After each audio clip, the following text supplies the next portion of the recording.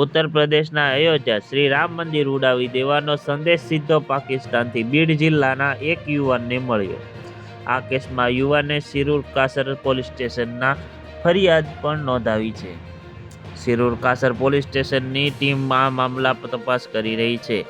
Police અધિકારીએ શનિવારે જણાવ્યું હતું કે પાકિસ્તાનથી કથિત રીતે આ સંદેશ ફરિયાદી યુવકને મંદિર ઉડાવી દેવા માટે 1 લાખ રૂપિયાની ઓફર કરવામાં આવી છે અને સંદેશમાં એ પણ ઉલ્લેખ છે કે કાવતરામાં જોડાવા માટે 50 લોકોની જરૂર છે.